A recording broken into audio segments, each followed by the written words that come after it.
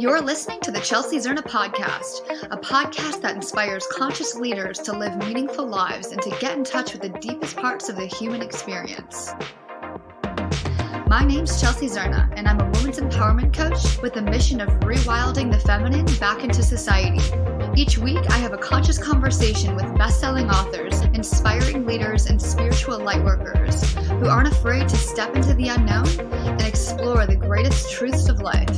Thanks for listening.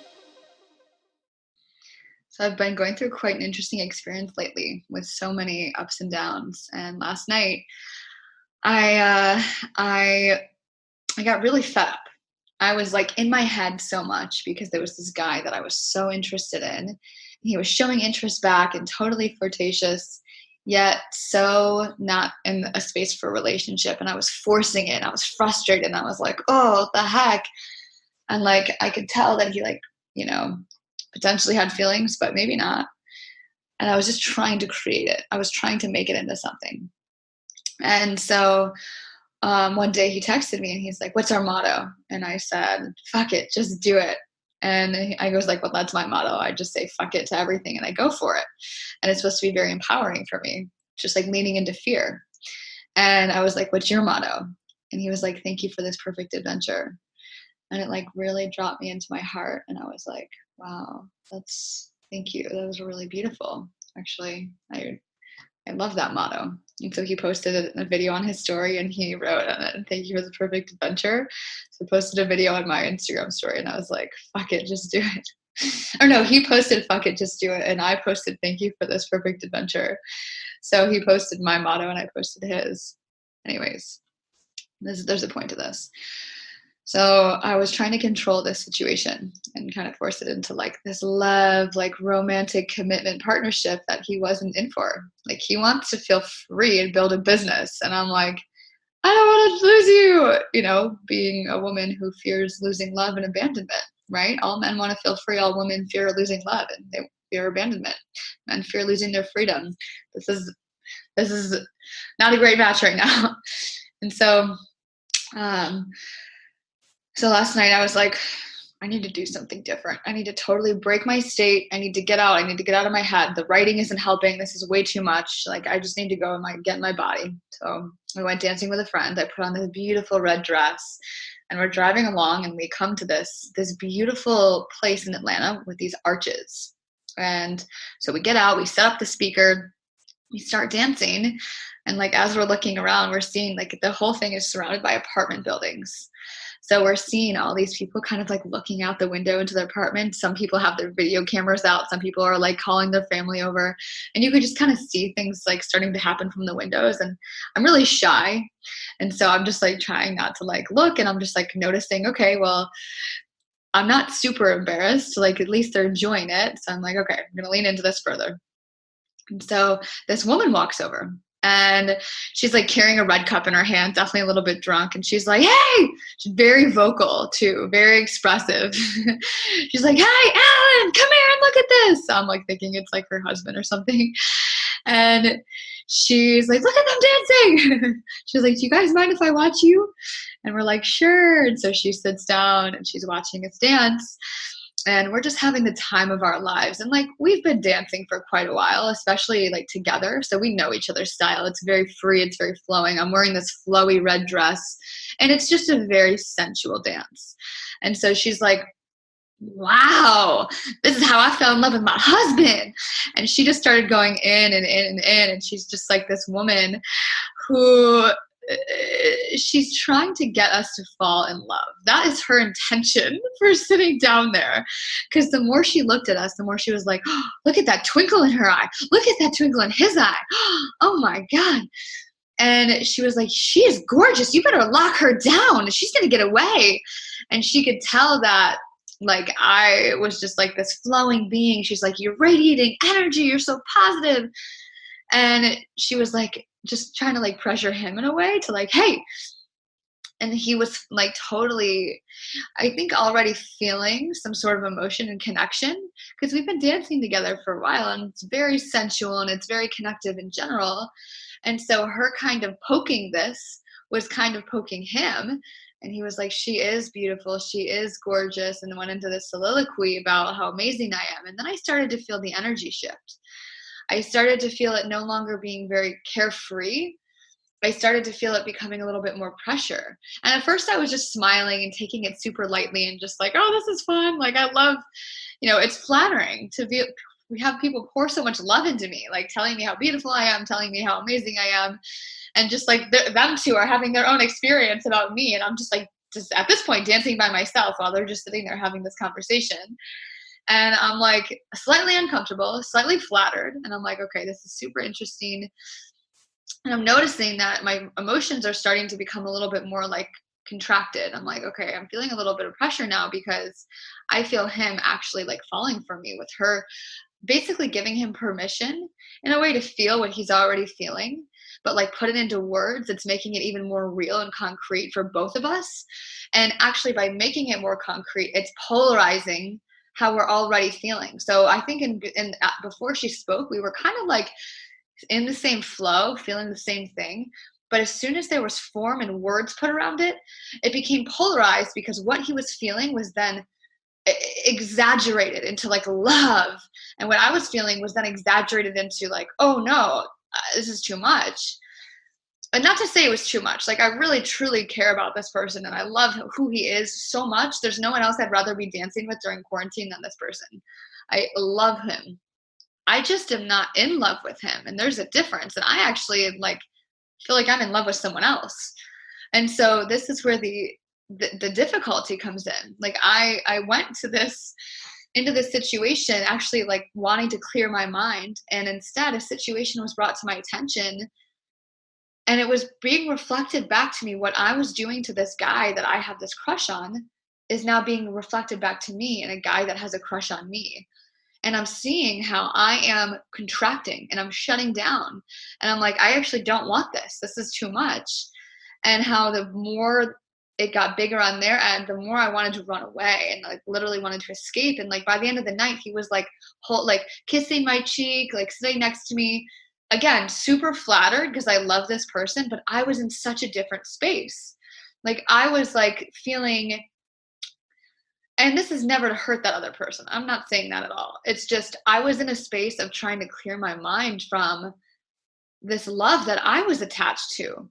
And I realized in that moment, I was experiencing this exact situation totally for a reason.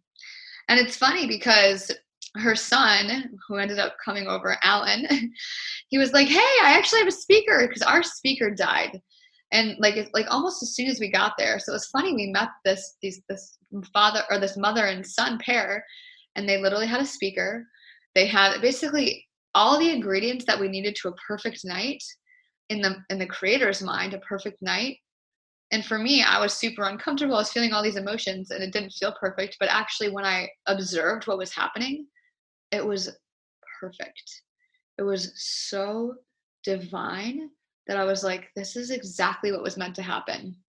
And the fact that she was so expressive was just hilarious, because I'm very expressive as well. And I love speaking my truth, but she was doing it she was crossing a boundary. Like she kept going further and further, and not necessarily, she was very intuitive, but it was almost like she was like, I don't care, I want to force this to happen. And I got to see what happened when that energy comes up in somebody. Because when anything is trying to be forced, anything is trying to be pressurized, it wants to be free. It's like when you're trying to like force air into a balloon, and all of a sudden you let the balloon, it like explodes, right? Like nothing wants to be trapped and pressured like that.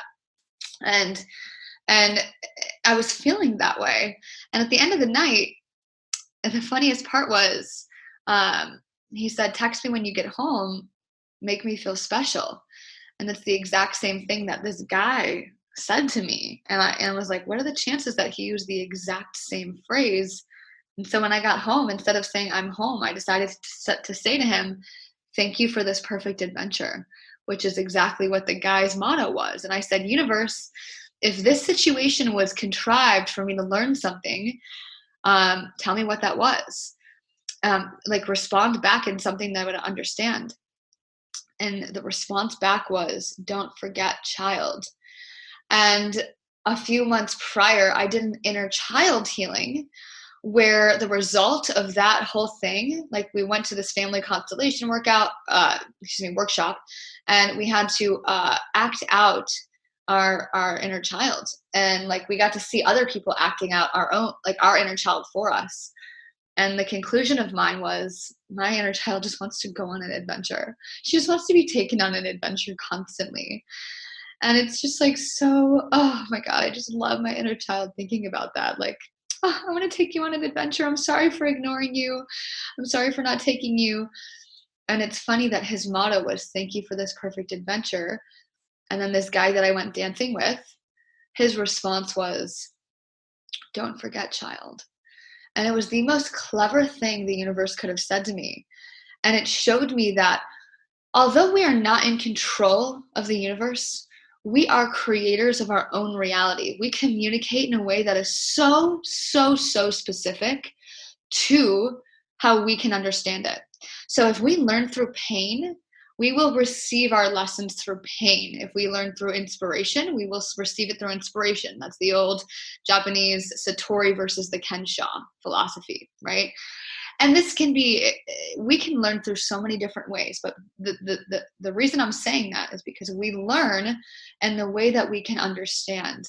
And so this conversation was a way that I could understand it and interpret it and detach from the storyline and become the observer of my reality. And it was very clever, I have to say. Like the universe is a spitting image of me, and the way that I think that the way I communicate, I like to play with words. And I like being clever in my communication. And so if this creator was a creator of mine, they would have said the exact same thing. And so it was interesting how that was mirrored back to me. And I realized in that moment that I needed to let go. And I created this entire process, the rewilding method. I drew it from this experience. I created an entire method of how do I get myself out of states of control? When I am in a state of control, when I am in a state of panic or fear, and when I don't trust the universe, I go into the space of, oh my God, I'm going to shut down. Like I need to do something here. I need to take control. And I get in my mind and I make myself go crazy. Like I start putting pressure on the people and the things around me. And the best way that I can come up with, and that I have done now, that to snap myself out of this matrix, out of the dream, and shift my state into a reframing is the 7-step rewilding method. And the first thing that I did was I broke state. I immediately stopped what I was doing because I had journaled for hours and I'm like, I'm trying to get a result here. I need to stop what I'm doing and break my state. So I decided, okay, the next thing is creating space. I decided to go and I would leave my house and I was like, I'm going to go dancing. Like I need to get out of here. I need to go somewhere, do something I've never done before, take a different route, create space. Third, I need to express this energy in a way that's not going to be in my mind. I need to get into my body and express energy in my body. And art, and for me, dance, is a way that I express myself where there's no attachment to an outcome. I'm just dancing and I'm just being open and I'm just being creative. Number 4, I aligned my heart with my mind. So after, like while I was dancing, I was building up my empowerment, building up my joy, totally forgetting about this situation, getting into my body, releasing all the attachments, dropping the expectations, and bringing empowerment back into myself. I was like, man, I'm having fun. This is very cool. Why am I so worried about this? And then I'm bringing my mind back into it while I'm doing that because I'm in my heart and I'm aligning the vibration of my heart now with my mind, like getting them on the exact same page again. I shift into gratitude. I have that moment of, oh, wow, okay, I have reached alignment. I have gratitude for the situation that happened, bringing it back to myself, relaxing my ego, and I forgive myself for going through that and for being so mind-driven because there's some shame that was tied into that and guilt. And there was some gratitude that needed to happen because as soon as you're grateful for something for happening, you can move on from it. I reframed the situation. So I brought it back into form in my mind. I rewrote the story. I expressed it again. You don't have to do this through writing. Just find a way to reframe and express it in your mind. Again, you have to bring it back up there so you can reframe the story. Basically, instead of just shutting the book, putting it back on the shelf, you rewrite what's in the story. Then you shut it, put it back on the shelf, and then you release it because the past no longer exists. Like once you shut that book, once you learn that lesson, you can now move on from it. And you can detach from the story and start creating a new future, right? So we are creators of our reality. We can rewrite our past and we can create our future. So that's the rewilding method, the 7-step process. Break your state, create space, express energy, align your heart and your mind, have gratitude, reframe the entire thing, and then release. So I hope that helps somebody out there. That definitely was a very personal, very vulnerable story. Still something I'm kind of in, and it's still something that I'm probably going to be in. But I at least have a method now for shifting myself out of it, catching myself so that I can better learn from these things quicker and not be a victim to my circumstance, but instead be empowered by the world around me and know that everything is happening for me and not to me. So I hope this message sits for somebody else out there in a similar situation.